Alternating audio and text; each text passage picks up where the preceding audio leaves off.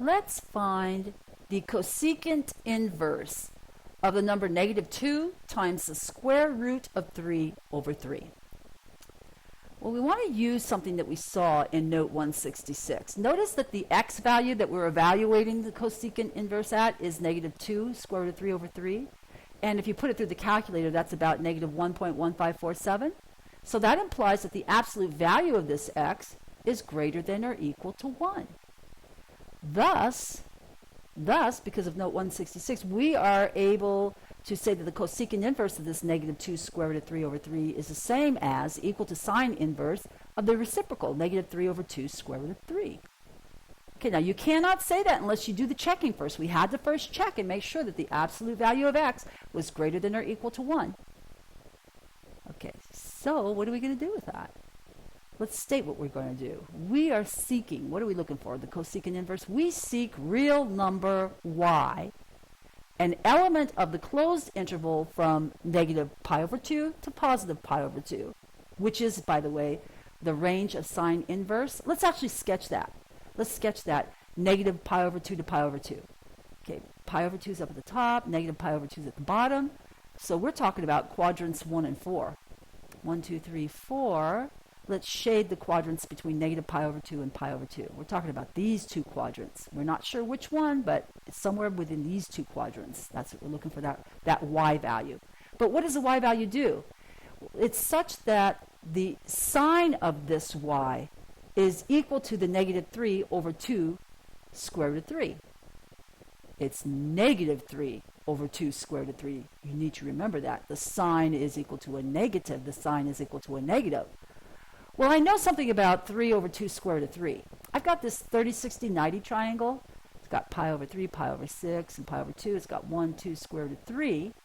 And by just examining that special triangle, I see that the sine of π/3, opposite over hypotenuse, is the square root of 3 over 2. And if I rationalize the numerator, look what I would get. I would get 3 over 2 square root of 3, which is exactly the number I'm interested in. Only problem is, we want the sine of y not to equal positive, but the negative of 3 over 2 square root of 3. Negative. Okay, so let's do some work on this. Thus, π/3 will not be our answer. It will simply be our reference number. Our reference number. Okay, so at least we're headed in the right direction. We know the reference number is π/3. And since our y must live in, which quadrant did we say it had to live in? Well, we narrowed it down to either quadrant 1 or quadrant 4 because we knew it had to be between -π/2 and π/2. Okay, so it's got to be either quadrant 1 or quadrant 4.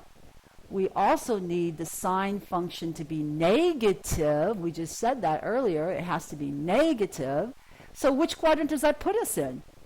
Well, consider all students take calculus. Consider that. That's going to tell us in the first quadrant, all the functions are positive, while in the fourth quadrant, only the cosine and the secant are positive. So we want it to be the fourth quadrant. We want our cosecant to be negative. Our y must live in quadrant 4, therefore. And it will have, as we said earlier, the reference number y bar equals π/3. We're a little excited about that. That's what the exclamation marks are about. We may now find y. Okay, so we're going to draw this right triangle, but we're going to draw it in the proper quadrant. We're going to draw this right triangle in quadrant 4. So we have the reference angle here, y bar equals π/3, and between -π/2 and π/2, that implies that y itself is equal to -π/3. I mean, you can't come around and make it a positive angle swinging upward from the positive x-axis because that will give you a value that's not between -π/2 and π/2. You have to be sure your answer is between -π/2 and π/2. Right? And that's what -π/3 is. It satisfies all our conditions. So we're really happy about this. It's really good news. Y is equal to -π/3, which is indeed an element of the closed interval from -π/2 to π/2. In other words, it's in our range of sine inverse. And its sine function, the sine function of -π/3 is -3 over 2 square root of 3. That's exactly what we need. Thus we have our answer. So let's state it very clearly. We'll start with the original question. Cosecant inverse of negative 2 square root of 3 over 3 is the same as the sine inverse of negative 3 over 2 square root of 3, the reciprocal.